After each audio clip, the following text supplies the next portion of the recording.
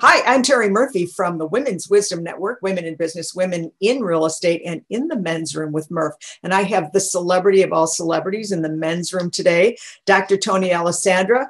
Amazing legacy of not only speaking, but being a performer, as one client put it. He delivers college level lectures in a comedy format. And if you know Tony, you understand that. He also has some pretty heavy credentials that we're going to talk about in a second. My biggest fan, of course, is his whole DISC and Motivators Assessment. And of course, this is one of the first books. Welcome, Dr. Tony. My pleasure. Thanks for having me, Terri. Molto piacere, we say in Italian. Well, here's the good news. You knew about this. I mean, first of all, seriously, you were a graduate professor, and knowing how sparky, I'll use a sparky word, you were in grade school, to become a graduate professor is pretty interesting. And that was at the University of San Diego in marketing and in marketing. Yes. Pretty much.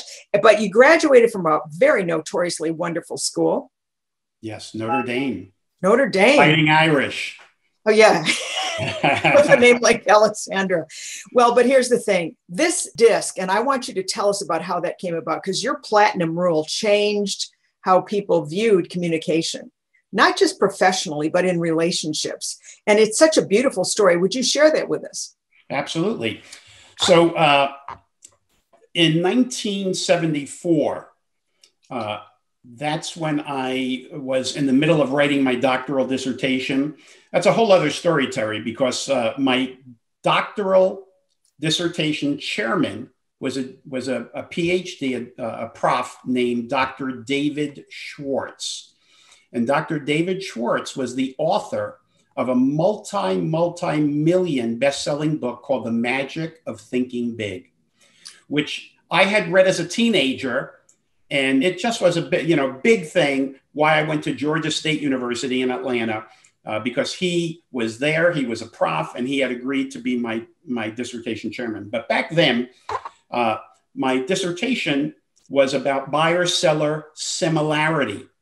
And if the buyer thought the seller was more similar to the buyer, would they be more apt to buy? So I was focusing on that. And in late 1974, I went to this little workshop, and it was about the four behavioral styles. And I just said, whoa, I saw my future. I went back to Dr. Schwartz and I said, hey, I'm doing my dissertation on demographic similarities. I want to change it. I want to make it psychographic, behavior. And he said, absolutely not.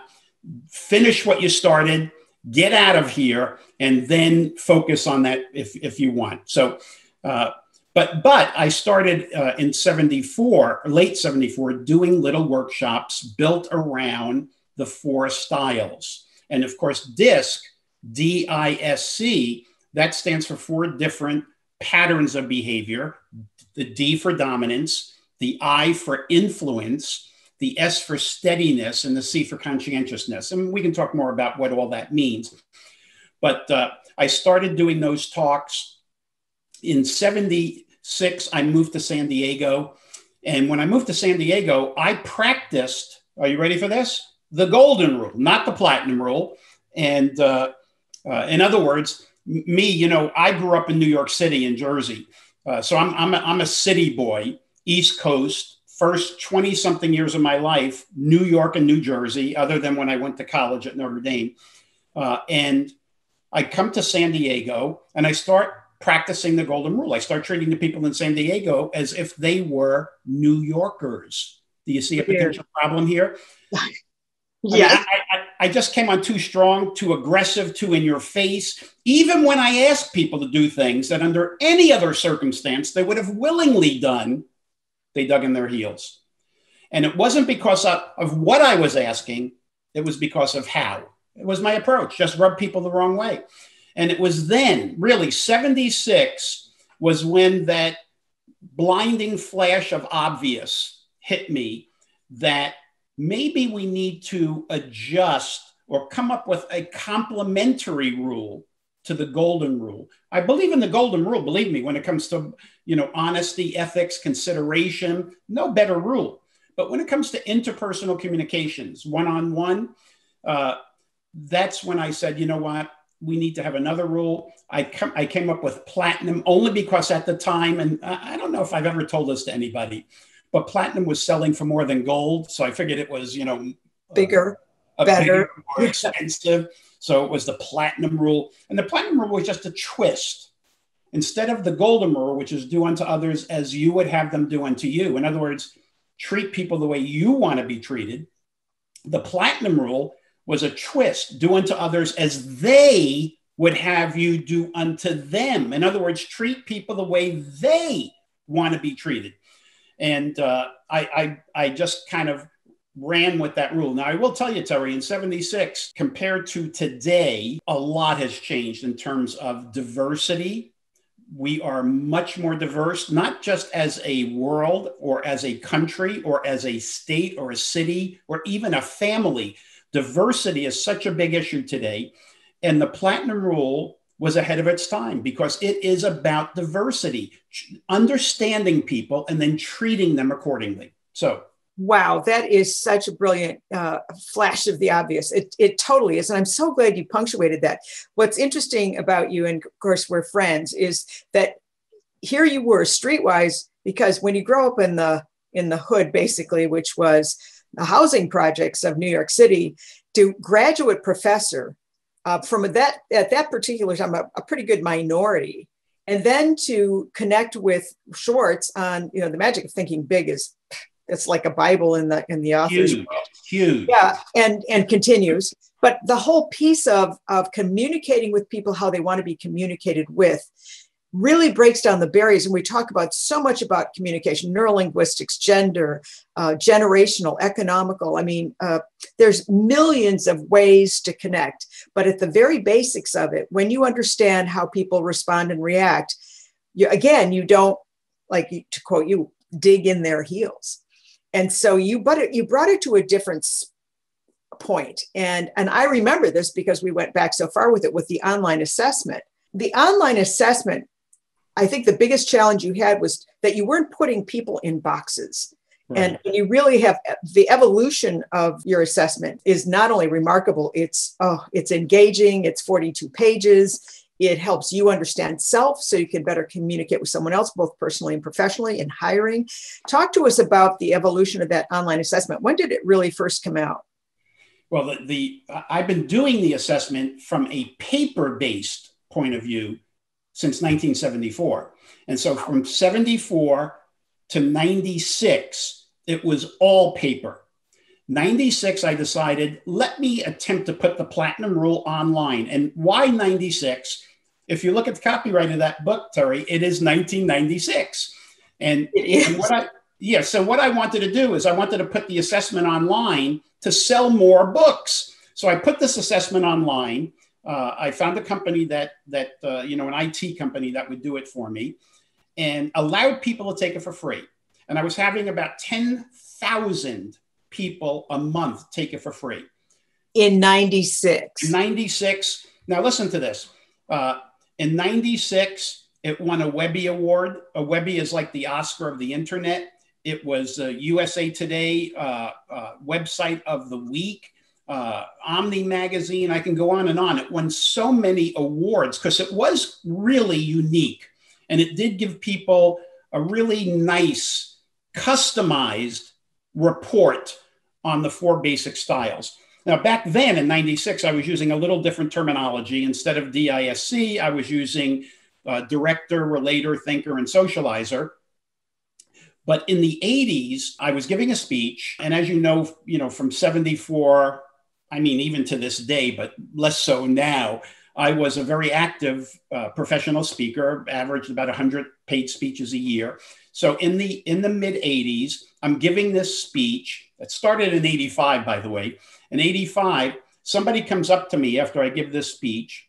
May have been 84 because it took a little while to do this, but 84, 85, somebody comes up to me afterwards. I gave the Platinum Rule speech and he said to me, boy, this would be a great audio program. I said, tell me about it. I'm trying to get Nightingale Conan to pick it up. He said, well, how about if I put in a good word for you? And I said, I'd love it. I said, what's your name? He said, Earl Nightingale. Oh, wow. Can you believe that? I should have known it that. by his voice. Yes. He had that deep. Well, for those people who weren't alive when Nightingale was available, I mean, he was the total guru of learning, and you're right, he had the deep, resonant voice. And we were just talking about Nightingale, Conan.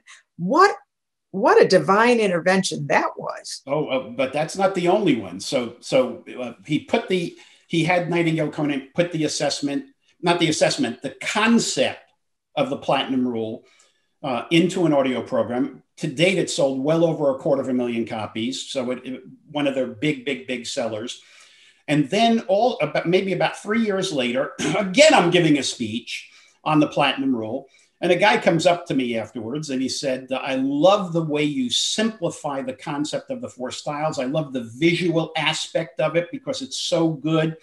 He said, I'd love for you to write a book blending what you do with the 4 styles and what we do at Performax, which was the company that really kicked off the DISC assessment.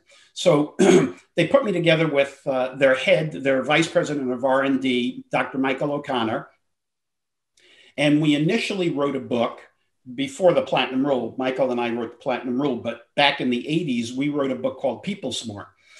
And Performax, which I think at the time had changed their name to Carlson Learning. Carlson Learning bought them. They gave out tens upon tens of thousands of copies to everybody who became a distributor of the DISC assessment.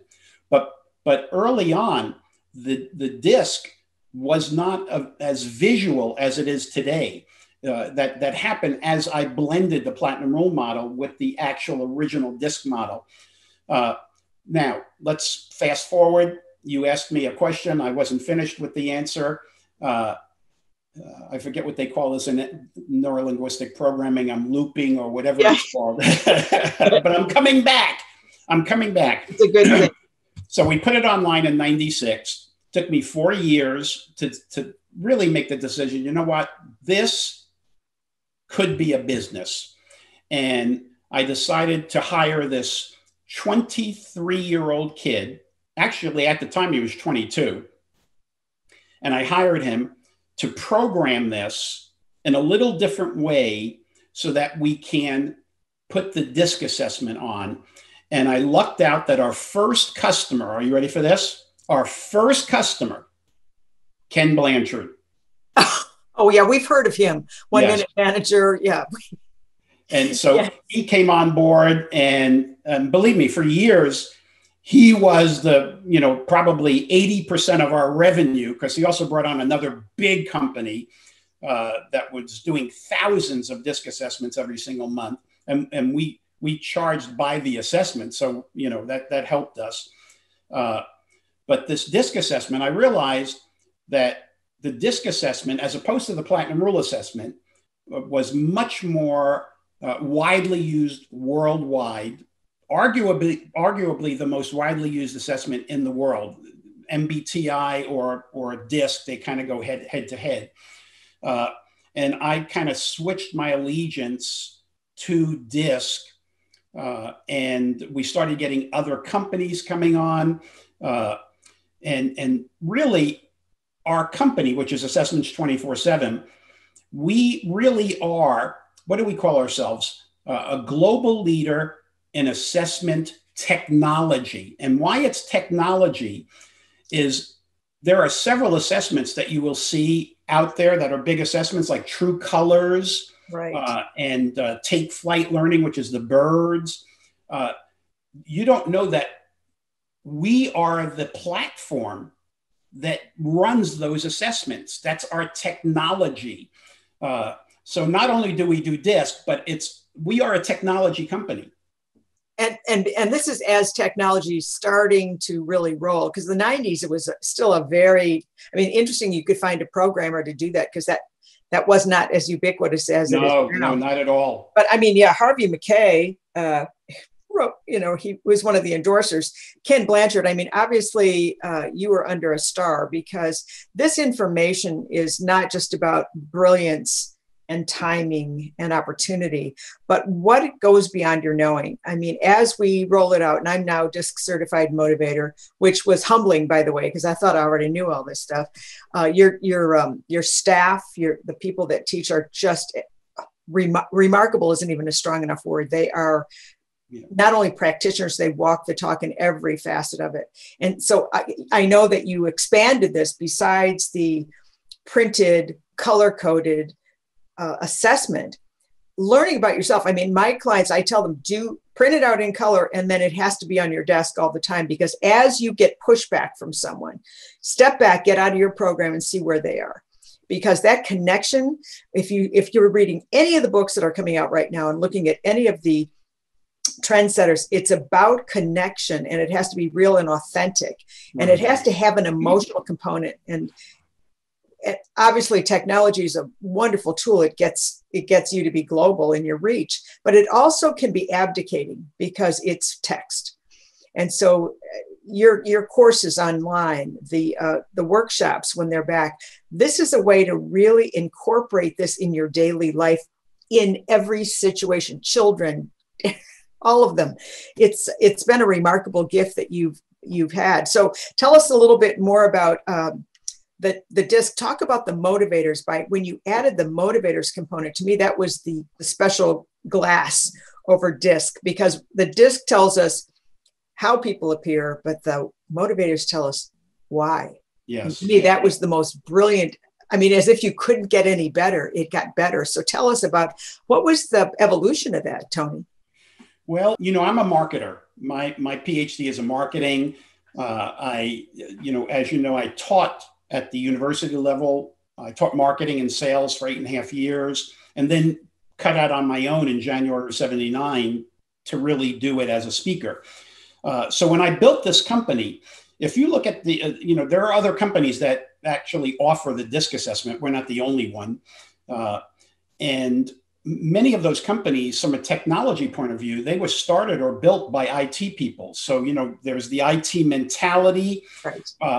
When I built it from a marketing and sales and service mentality. So when we built our platform to take the assessment, I quickly went to the people who were distributing the assessment, our resellers, and I would ask them, what do you like? What don't you like? What should we have that we missed?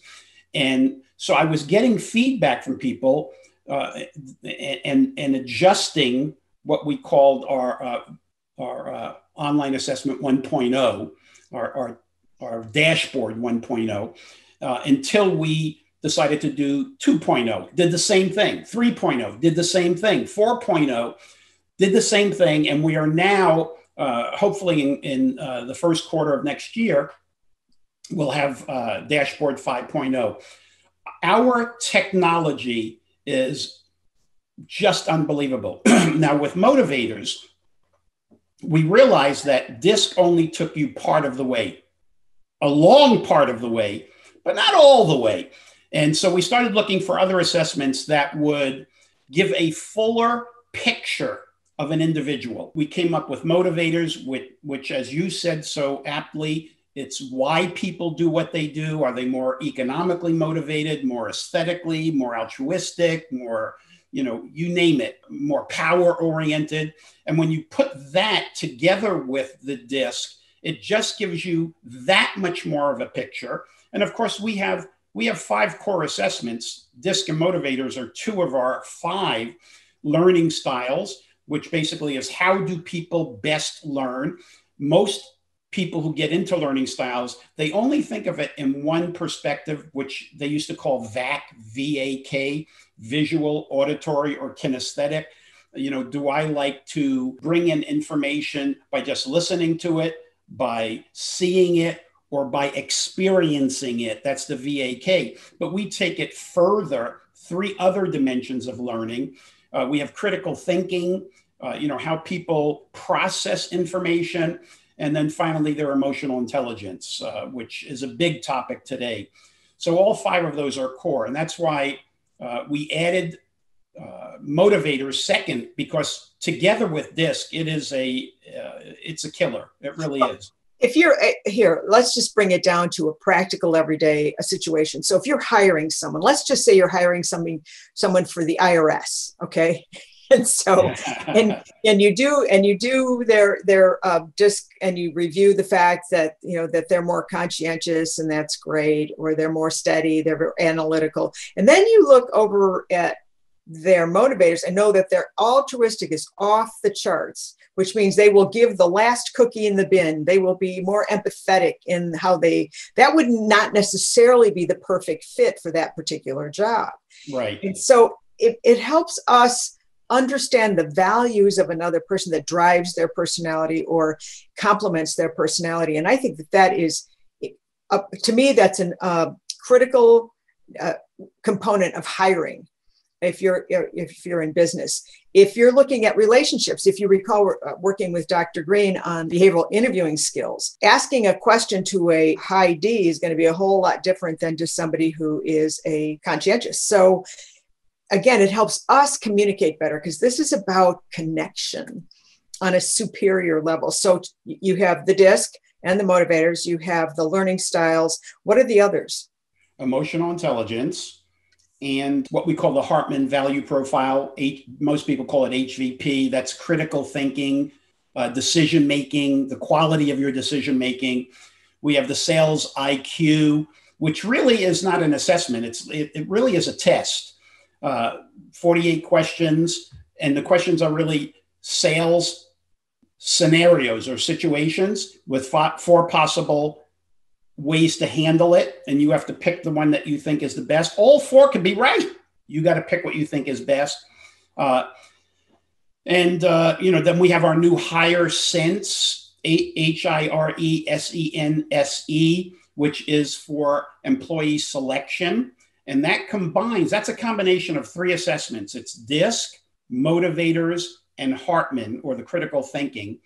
And I got to tell you, it is a knockout, because we have tested this. We even tell companies who are considering, do I want to use Higher Sense? We say to them, look, I'll tell you what, give us 2 of your salespeople, and we'll let them both take the assessment, the Higher Sense assessment. Pick your best and pick the one who's the worst. When I say best and worst, I mean highest producer, lowest producer, and not the lowest producer who's brand new. Make them pretty comparable. Don't tell us who's who. We'll put both through Higher Sense, and then we'll tell you about these people. And I have to tell you, people just go, oh my God, if I knew about this, I wouldn't have hired that person, because you would have told me not to, or not that you tell me. We don't tell people to hire or not hire by Higher Sense. It's simply one more piece of information with all the others, like your resume, your experience, your education, the interview, et cetera. But so many of those other pieces of the puzzle for hiring are subjective. Whoever saw, jokingly, people say that a resume is like a balance sheet with no debits, because that is perfect, right? You don't give a resume that says, oh, by the way, also here are some of my weaknesses. No, you don't do that. And then in an interview, so many people are coached before they go on a sales or an employee interview. And again, you're trying to have people see you through their rose-colored glasses. This is just, the assessments are just an objective view. We sometimes say it's like the MRI of the mind. That's a really good analogy. One of the things that I think are really critical, as you talked about hiring, is we know now that teamwork, the collective intellect of a group, is more critical to production and advancement and profitability than a single entity. And so part of what I see as a master coach is that this helps identify the team collaboration in a way that is exponential. If I know more about your values and how you think and your ability to complement other people on the team. So as you know, most of us, we hire based on people that we kind of have a gut feeling with, or that we like, or just like us, which is not the best solution if you're looking to build a balanced team. And with collaboration being the number one secret weapon in any company or corporation, this is a real, to me, again, an asset that you can't overlook. And now that you've explained some of your I had no idea. I should remember that you're thinking all the time, because this keeps going. But we talk about marketing and how marketing and advertising have changed from, and teaching content dump versus content transformation. The Ron Popeil going from, oh, but wait. And now you have a whole different, when you understand the learning process of someone, then you can get the engagement. From the engagement, you can go to the next step. So I think that's really brilliant. Tell us a little bit about how people that are listening to this could avail themselves of the workshops, the online. I know you've got a brilliant online, because I've taken it. And by the way, you know how online can be just like eating dirt. I mean, sometimes they're just boring. You have a real interesting and engaging platform for learning online. Can you just tell us a little bit about that and what your process was in deciding how to do that? Yeah. So I just want to mention that, when somebody comes onto our platform to either use or resell our assessments, there's a whole variety of things that we give them beyond the assessment. They pay for the assessments, but we give them so many other things for free. One in particular is what you're mentioning, which is what we call our DISC virtual training. And what it is, it's I went into a studio, recorded all these sessions. They're all short sessions. I think there's like 62 or 63 of them. That take you from the very beginning of DISC all the way through how to apply it in different situations as a leader, a team builder, a salesperson, somebody in service. I take you through the whole thing, a coworker. And all the sessions are, they're as short as 3 minutes each, could be as long as maybe 12 minutes. They're short. Pretty much almost after every one of these little segments, there's a quick question or a quiz. Yeah, it's a test. Come on, just say it's a test. All right, it's a test. All right.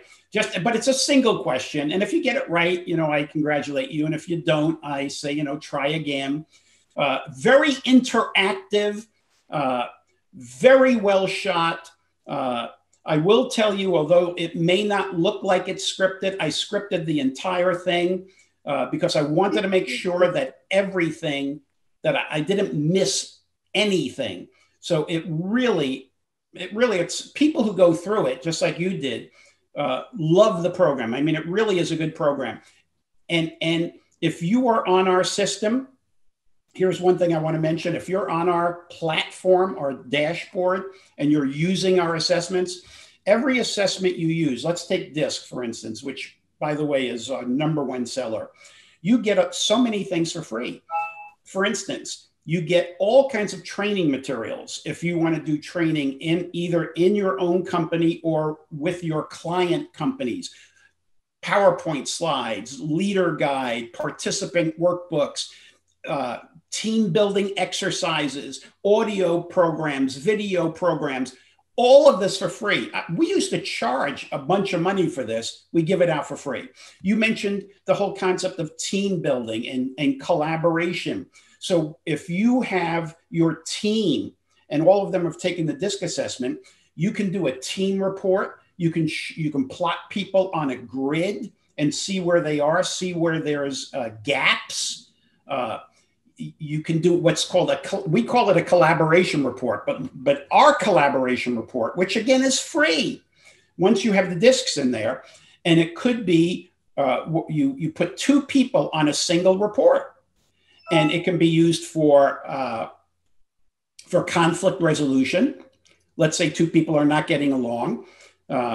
It can be used for, I'm thinking of hiring this person. And I can put them either here under this manager or here under that manager. Let me do a collaboration report and see which one they get along with or will get along with best, et cetera. All these things are free, unlimited. So the value goes beyond the initial investment, number one. But one of the things that I just like to clarify here is, we, meaning U.S. Learning and the assessments I've been working since the 90s. And I will tell you that even as being certified and using this every single day, it is I call it eternal vigilance. Having ongoing training and perspective helps you continually improve not just your knowledge of it, because knowledge is great, but your experiential use of it every day. And I personally find it gratifying to cut through to somebody who's not responding, because obviously we come on as pretty high IDs. And so if somebody's over there on the other side, they're like, whoa, you're not like me. I don't know if I should trust you. And when you, it's so gracious to be able to pivot and engage because you want to, not because you're trying to be manipulative. And I would just say to you that this is a tool that every company, every corporation, every team should seriously consider and incorporate in their ongoing training. Would you agree with that? Oh, there's no question about it. I mean, I cannot tell you how many people take this assessment and say, I don't know. It's like you lived with me. And when you give me this report, because you just nailed it. You know, we have a lot of big clients. You know, the interesting thing, I think it's because of the quality of our reports. Our reports are about 50% descriptive of the individual who took it and 50% prescriptive. In other words, how do you now use this concept when you're dealing with other people? So it's educational as well as informational. So but it also saves the employer there's a national statistic in what it takes to train someone and then have them leave. So if you can hire smarter, and I don't mean by, weeding out the people that don't, as you know, we created one for the car salesman industry, right? And cut the turnover, like 45%. It was dramatic. Yeah, because they were training all these people, and then it was just, and that doesn't even include the book work and the tax, all the paperwork that goes with it. So when you're hiring smart, with data that supports the outcome, which is whatever the job entails, it's got to save you money in the long run, and stress. And like you said, conflict resolution, especially in today's market. Yeah, and you mentioned that that study that your team did with the car dealerships. It wasn't just that it cut turnover. The people that they hired had higher levels of sales volume, which is a double great thing to have. Less turnover, more revenue. Well, and not only that, but it gave an avatar for what to look for in the next hire.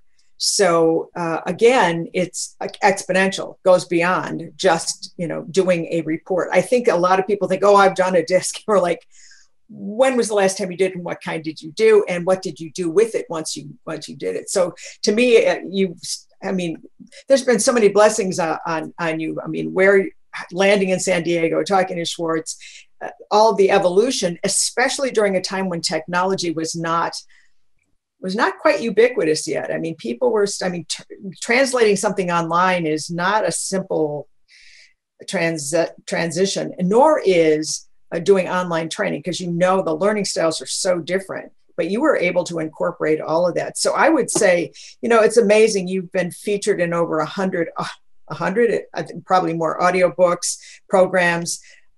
Your list of recognition are impressive. I mean, certainly the NSA Hall of Fame for speakers was probably one of the biggies at the time. Yeah. And, this assessment tool is going to go far. It's your legacy, quite frankly. I mean, it's going to go far beyond. And I think at this point, I'd like to be able to tell our viewers how to get more. What would you say to either a company or somebody who's brand new in sales, or somebody who is looking to, I'd like to say, redesign how they go to market, because maybe they've suffered some of these issues. Turnover seems to be a real big issue right now, especially if they go, oh, millennials, they don't want to stay. Well, that's not true. When you've got a community and they feel a fit, and you understand what drives them, then people stay. They stay in communities, because that's what we look for. So tell us a little bit more about how to get more of Dr. Tony. Yeah. So what they can do is, if you're interested in learning more about the assessments, you can go to our assessment site, which is assessments, that's plural, ASSESSMENTS, the number 24x7.com. So assessments 24x7.com. I also believe, and I should have checked this before our interview, I believe that we either have created this or in the process of creating Higher Sense, again, HIRESENSE.com, which again is our hiring assessment. Those are two ways to get in touch with us. Another way is to just email us at sales@assessments24x7.com, and my team will walk them through all the benefits. The one big thing I want to mention, Terri, and you alluded to it, and I thank you for it because I would have forgotten, is that most people who take the assessment, it's a one and done. They take the assessment, they get the report, they look at the report, they say, wow, and they file it away and it's over. Whether it's an individual, whether it's a group of people in a company, it doesn't matter, one and done. For us, that is not the way to do business. We wanted to extend it way beyond one and done. That's why we have the video training, we have the certification, we have all the group reports and collaboration reports, the training materials, just to take it beyond one and done and make sure that it becomes a way of life, a way of life. You may know one of my colleagues, actually one of my co-authors, Scott Zimmerman. You ever run across Scott? There. Oh, yes. Okay. There's Scott Zimmerman. Yes. Style. That's right. He's with Don Hudson, your husband. Right. Current husband. Yes. Current. Yeah. But this book is, the thing that was really good about this book was it was more story-written than the Platinum Rule, which, obviously, I mean, they're both fabulous books, just different approach. And Scott was before his time when we were talking about client relationship management platforms. I don't know what his mother was eating, but it wasn't meatballs either. I mean, because he was a customer retention management person. Yes. Scott is one of the true experts who took this concept and totally rearranged his life and his business, all built around the Platinum Rule. He was the person who exemplifies going beyond one and done. He really is that good at doing it. Well, here's the thing that is important. If you look at, we always want to highlight value and benefits. And the benefits, as you say, is it's not a one and done, because once you're exposed to the fact that not all people think or behave like you do for a reason, right? I mean, the people on this side of the grid, and I'm going to the left side as opposed to the right side, are slower and more pragmatic in their decisions. And thank God, because ready, fire, aim doesn't always work. Right. And so we want those people building bridges and those kinds of things, because they are going to think about the details. We get the ideas. And so that helps you market, because it makes you understand your avatar, your best customer. It helps you to outservice the competition, because whoever you've got in your HR department or whoever you have in your customer service department has an unfair advantage, because they understand how to diffuse a driver who's just trying to get to the point.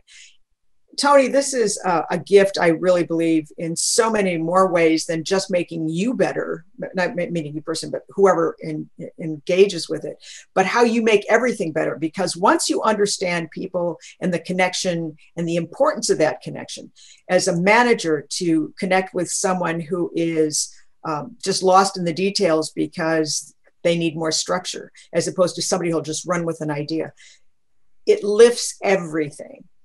And it helps you become a better person, a better mother or father, partner, whatever. And so when you find that conflict, I would say, go back to your DISC and your motivators. Look at the tutorial piece on that says, this is how you deal with somebody who's not like you on the other side. I thought that was a brilliant addition to that. Yeah, let me just add that two very well-known people right now use thousands upon thousands of the DISC motivators every single month. Tony Robbins and Grant Cardone. They use our disc and motivators with their clients and use thousands every single month. So well, they're sold on it. We do too. So I got to tell you, to me, it's as important as background checks and everything else is happening right now. But Dr. Tony, we know that you're one of the most. I wish we could have more of you live, because you are one of. You've been told that that you were the #1 world's communication guru, and I totally subscribe to that. Not just because you're my bud, but because I was a devotee long before NSA. But, you know, seeing you at NSA up there with everything else, and the Nightingale Conant Wall we just talked about, which was a big company that promoted audio sales, out of Chicago, which is the first time I saw you on that wall. I'm like, there's a big deal. But Meetings and Conventions Magazine said you're one of the most electrifying speakers. That's because you're fun, but you speak practically because you take that street smart with you and you combine it with that brain, which is polished, powerful, and it's a business strategy that engages both communication and marketing. I think that's the winning combination. So I hope you'll join us again, because we could do so many hours just talking about each one of the quadrants.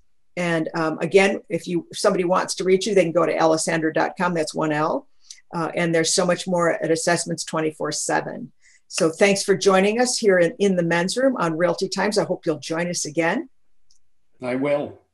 Thanks for joining us. Say what? Just ask. Oh, well, you know, I'm going to ask. And it's our goal at Realty Times and Women's Wisdom Network to help people help other people, and specifically in women helping women. And this is one of the keys to, in my opinion, keeping that connection for relationships that last for years, because they are valued and because they're respected and because you're communicating as they want to be communicated to. Thanks again for joining us, everybody. We'll see you next time on Women's Wisdom Network.